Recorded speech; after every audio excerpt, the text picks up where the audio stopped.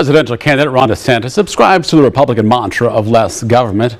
Like some Republicans before him, he says he would try to get rid of some federal agencies if he's able to move into the White House. Here's that part of the conversation.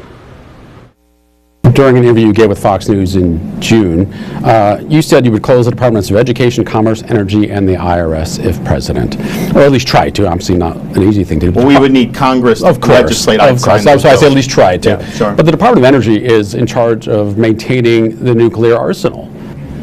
Yeah, but we didn't have a Department of Energy till the late 70s, so all those functions were being done that we all agree need to be done. But what the Energy Department has become, it's become like a green energy social engineering outfit where they're trying to impose these mandates, things like the electric vehicles that they want to impose. But here you are living in Florida where there's natural disasters, as you just pointed out. Why isn't green energy a positive thing for a state like Florida? It's not that it's not. That's that it can't be mandated. So in Florida, we actually do, our utilities in market-based ways, they do utilize solar as part. However, in a disaster-prone state, what you need more than anything is reliable energy. When the hurricane comes and the power goes off, we need to get the lights back on. The way you get the lights back on is the gas and the oil driven energy. And so you can't rely on solar and wind to do that. And I think that part of the problem you've seen in other parts of the country with like California, they have rolling blackouts because they're requiring so much of the grid to be solar and wind, but it's just not reliable. There are times when you don't get energy from that.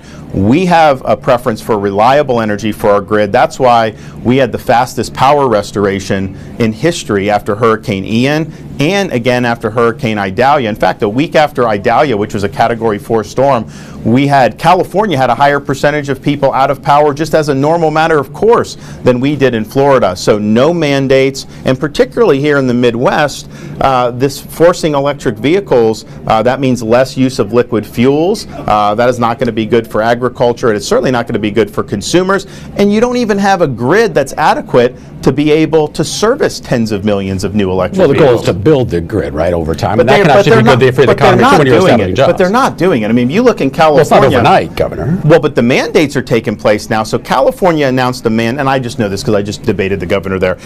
They said all new cars in California relatively soon in the future must be electric. You're not going to be able to buy an internal combustion engine. 2 days later, they put out a notice to everybody in California. All EV owners, don't plug in your EV. We don't have enough grid capacity. They are not going to have even close to as much grid capacity. It is going to be a problem. But here's the thing. Why not just let the market determine if that's what people want? You know, Elon Musk builds the Teslas. There's a market for that. It's a smaller market. The average person, though, who can't afford that, I don't know that they're lining up saying they want their Ford F-150 to be electric. I think they want it to be a traditional truck. I know Republicans hate income taxes, hate the IRS. You talk about possibly eliminating it. The argument against dismantling the agency is the inability to go after tax cheats, and the agency says that tax cheats cost the country $1 trillion a year.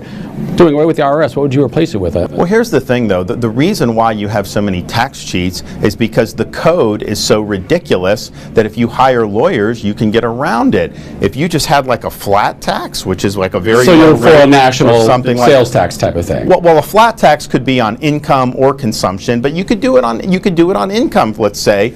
And I would make sure that low-income people aren't hit with it, of course, and I'd make sure that everyone's paying lower than they are now. But what that would do if it was simple and flat, it would capture a lot of this stuff that ends up being lost. And it's because, why are those things in there? Because lobbyists they lobby for this, they lobby for that. I mean, heck, even Biden he got like $120,000 from the Obamacare loophole that he saved in taxes by not paying it. If you have a low, flat, fair system, you'll end up being able to get more revenue with a lower rate. Do you have a rate in your head right now, or no? Whatever's lower than what people are paying now. Now, you're very outspoken and controversial when it comes to education.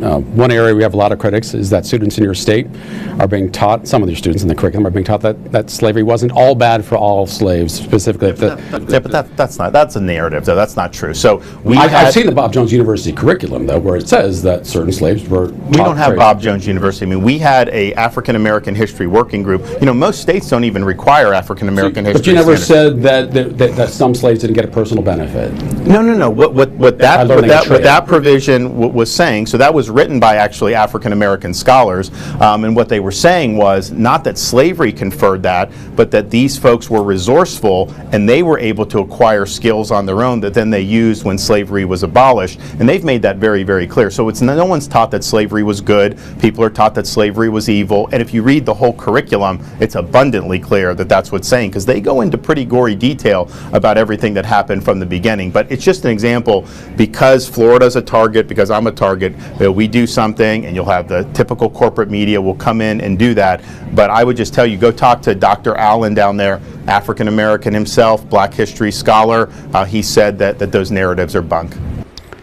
We've got a little more from our conversation on the way for you. Right now, time for you to be part of the conversation with our question of the week. What do you think about Ron DeSantis as a Republican candidate for president? Send your answer by email to fortherecord@whbf.com, or you can respond to this post on Facebook at the Local 4 News WHBF TV page or on my page.